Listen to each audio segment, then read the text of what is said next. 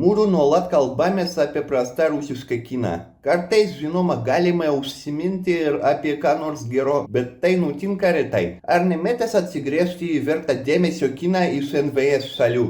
Manau, kad metas. Juolab, kad seniai norėjau ką nors parekomenduoti. Štai Lietuvoje yra toks teatras, vadinasi Keistuolių teatras. Jis gyvuoja nuo 1989 ir yra pastatęs nemažai įdomių spektaklių, taip pat sukūręs keletą puikių filmų. Pasirodo, tenykščiai aktoriai yra ir neblogi muzikantai.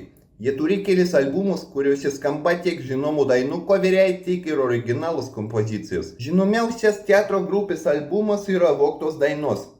Tačiau šie koveriai yra ne tiek koveriai, kiek net parodijos.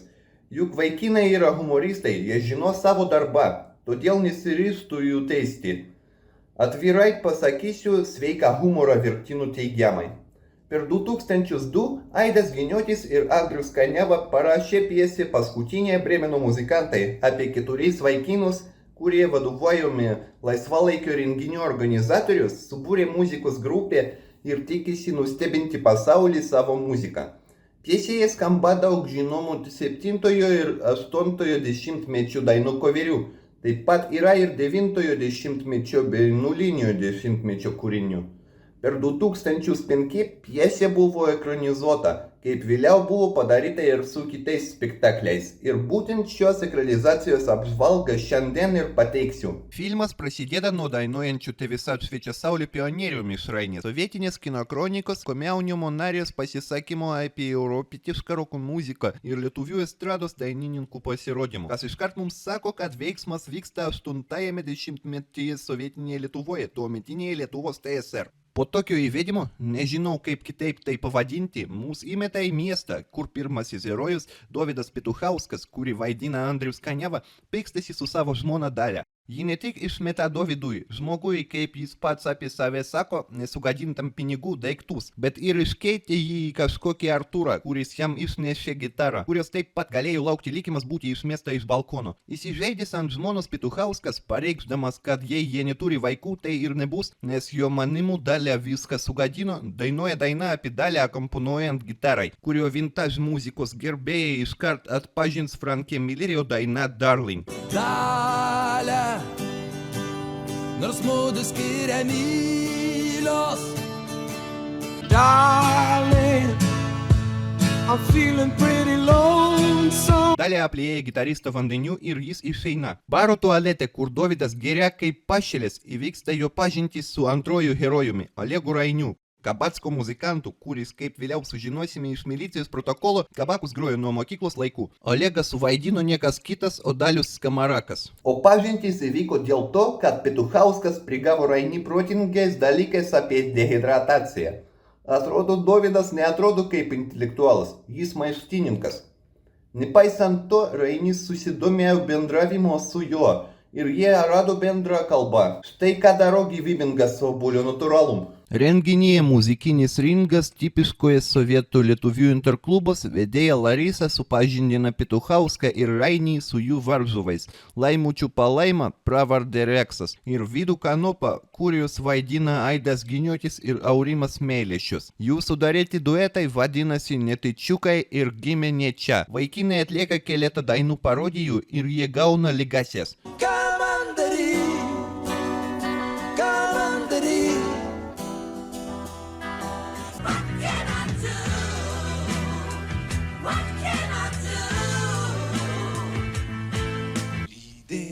Žarą gęstančią vėlai, kilka aukštai. I'd rather be a sparrow than a snail. Tai gali būti varnas, o galbūt tai šuniukas. As I was going over the Cork and Kerry Mountain, tavo delnų, supratau, tai tavęs netekęs. Hey Jude, don't make it bad. Take a sad song and make it better.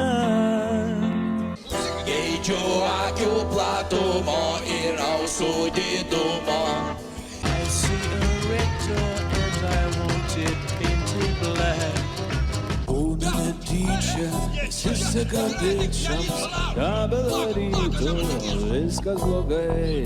People are strange when you're a stranger. Faces look ugly when you're alone. Askime Lietuvoj.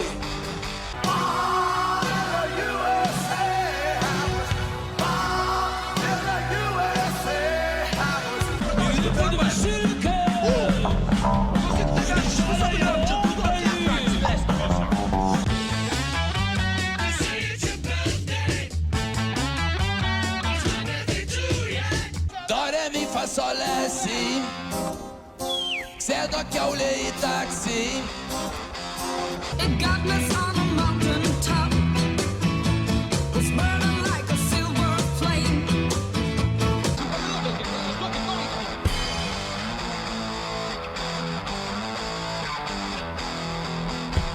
Mums nereikia apsišviesti.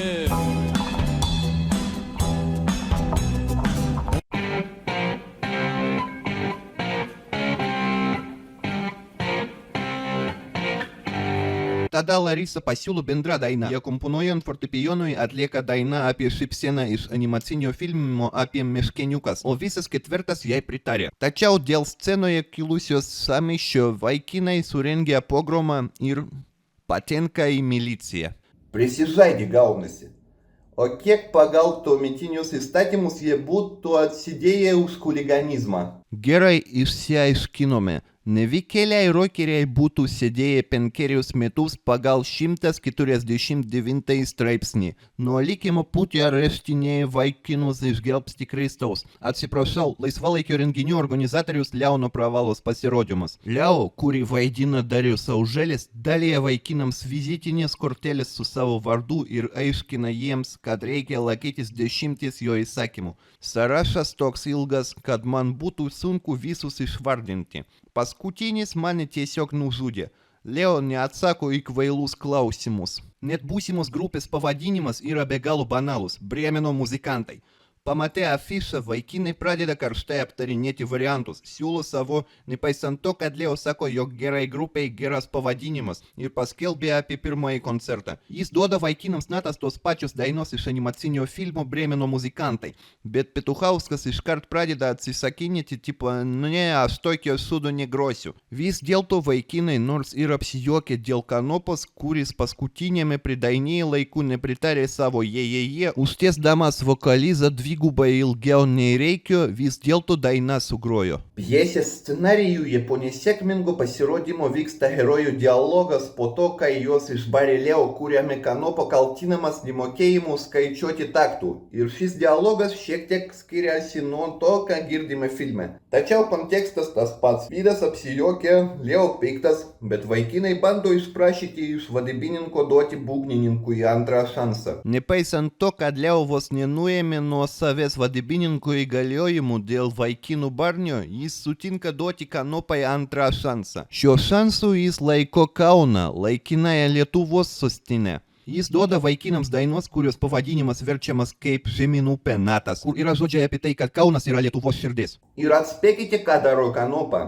Jei nusprendėte, kad jis suklysta, tai esate teisus. Bukagalvis būgnininkas, vadinantis save asilu ir tvirtinantis, kad jį nuskriaudė gamtą, dainoje supainioja žodį ir Lietuvos širdimi pavadina Vilnių. Taip, Vilnius vietoj Kauno, tai fiasko vaikinai. Atrodytų situacija gelbsti per repeticiją teisingai padainavęs Petuchauskas, bet viskas iškart virsta pelenais. Tiesiogiai koncerte Dovydas, tarsi pasigavęs už kratą nuo būgnininko, padaro tą pačią klaidą kaip ir jis ir vaikinus nušvilpia bei apmeto kiaušinės, pomidoras ir inkaro kėdais. Taip, blogi pavyzdžiai užkrečiami. Dovydas atrodo protingas vaikinas, bet pasigavo kvailystį nuo Kanopos. Su kuo sutapsi, tokiu ir pats tapsi, kaip sakoma.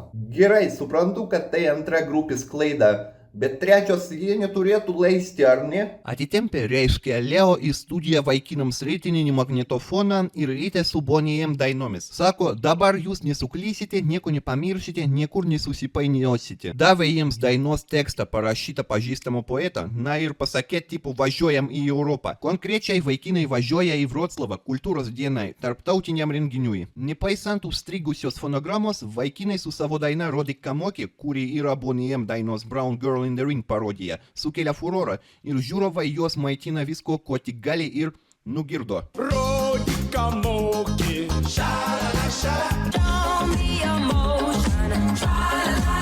O kas vairuos mašiną, jei matyti, kad 2 iš 4 muzikantų prisigėrė taip, kad net liežuvis pinasi? Puškinas. Kanopa su savo debilizmu vargu ar bus geras vairuotojas, o Reksas, abejotina, nepaisant protingos išvaizdos. Vairuoti tenka Leo. Atrodytų viskas ramu, per radiją groja kelininkų himnas, bet Leo staiga išjungia radiją ir pradeda murmėti apie dalykus, kurių nekenčia.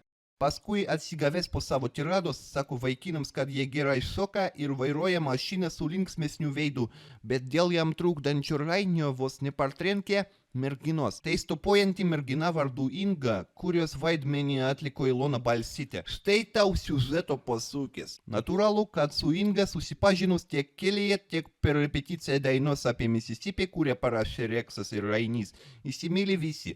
Petuchauskas, Kanopa, Reksas, Leo, na ir pats Rainys, kurį Inga po dainos apie Mississippi bučiavo į skruostą. Pati daina beje parašyta pagal Slade dainos Far Far Away melodiją. Kažkas man nelabai patinka Ingos elgesis. Manau, ji nori pasinaudoti vaikinas ir tiesiog jos palikti. Ji akivaizdžiai nėra paprasta mergina. Stupuojanti mergina visiškai atsitiktinai įkvėpė televizijos laidoje ruošiamus filmuotis vaikinus, padainuodama melodiją, kurią jie dainuoja daina apie Trakų pilį. Pagal aranžuotę ir melodiją pati daina yra 1:1 House of the Rising Sun, tik su maironijos žodžiais. Gera daina, nieko nepasakysi ir tai nėra sarkazmas. Bet vėjas pakyla ir drumsčias vanduo ir ežeras veržias platyn.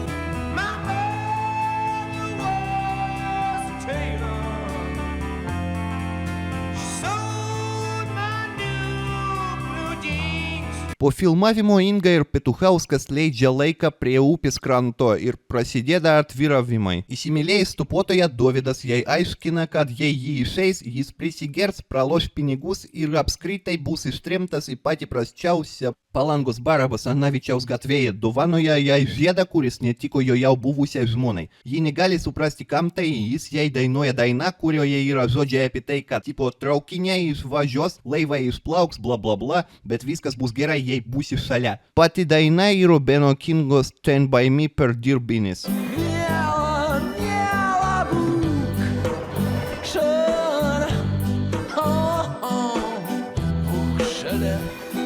So darling, darling, stand by me. Oh, stand by me. Ir kas? Ir nieko. Inga kaip paskutinė ožka atstumė Dovydą ir išeina. O kas su kitais nelaimingaisiais gerbėjais? Reksas susižavėjęs astrologija ir vadinantis blondinį savo žvaigždę pila jai į ausis medų, dainuodamas dainą Vien tik tu pagal žinomiausią Only You. Vien tik tu man esi mėnesio tamsoj. Only you can do make all this world seem right. Bet pasirodo, kad yra išsiųstas į tą pačią būdelę. Rainys, kuris Ingai dainavo apie poliarizuotus stiklus ir sakė jai, kad jie kartu skambėtų harmoningai.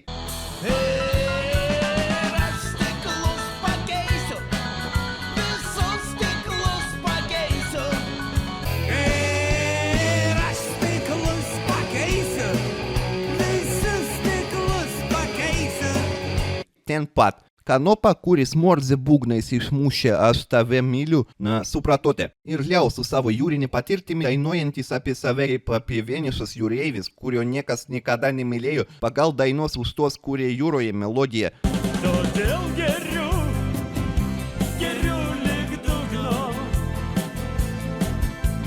Я пью до дна за тех, кто в море. Ir pažadėjęs namėlį prie jūros kranto išsiųstas į tą pačią budelį. Napagaliais, draugai, ne taip negalima. Nudobti draugystės zonos Brėmeno muzikantai eina vieškeliu ir dainuoja dainą apie tai, kad tipo ne, meilės nėra, ji kažkur toli pagal Scorpions dainos White Dove melodiją, kuri yra sukurta pagal Omega grupės dainą apie merginą su perliniais plaukais. Ne, meilės nėra, ji užgeso tavo širdį. Wind out, fly with the wind, take our hope under your wings.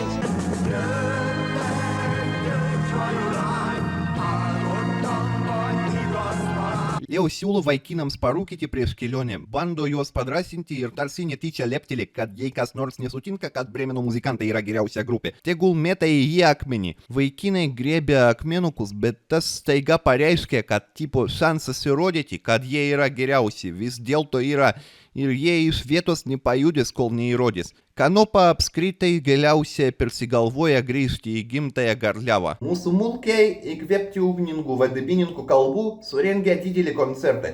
Ir jis toks didelis, kad ant afišos net priklijuoja lapelį su užrašu bilietų nėra. Anšlagas pats tikriausias. Gerai, kad be Reginos Dubovickajos. Ir kaip jį ten, Dubinos Rigavickajos. Vaikinai dainuoja dainą apie Geltoną upę pagal Kristi grupės dainos Yellow River melodiją. Geltona upė, tarp geltonų krantų.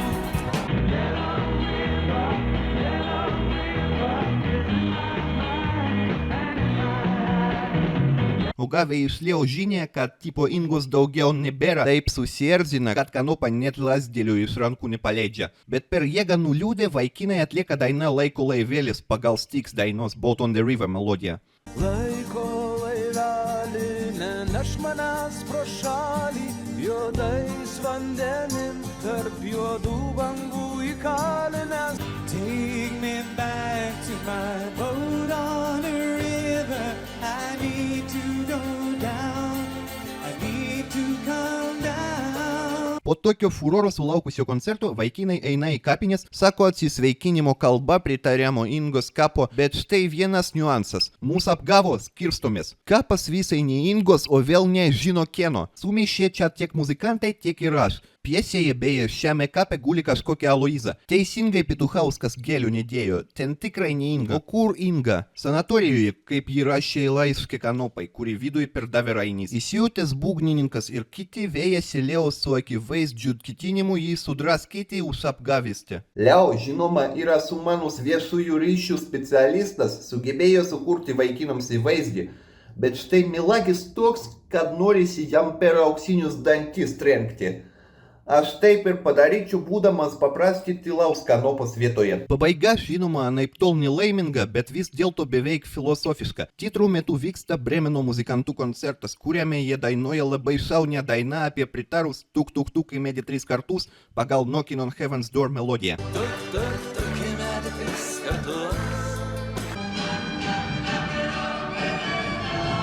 Ir čia vėl verta pagirti Sigitą Mickį. Aranžuotė gavosi ir širdinga, ir ironiška, puikiai užbaigianti šią paprastą, bet labai žavingą istoriją. Na, ką galiu pasakyti apie filmą apibendrindamas? Tai ir komedija, ir musiclas, ir šiek tiek drama. Viskas ten yra. Taip, tegul ir prastai moku lietuviškai, bet filmas mane sužavėjo savo atmosferą, siužetų, dainomis. Nežinau, kaip jį vertinti balais, bet vienareikšmiškai. Tvirtas kino chirurgo patvirtinta. Labai kokybiškas filmas nuo mūsų draugų iš Baltijos šalių. Šiuo atsisveikinu iki naujo apžvalgų. Viso gero, draugai.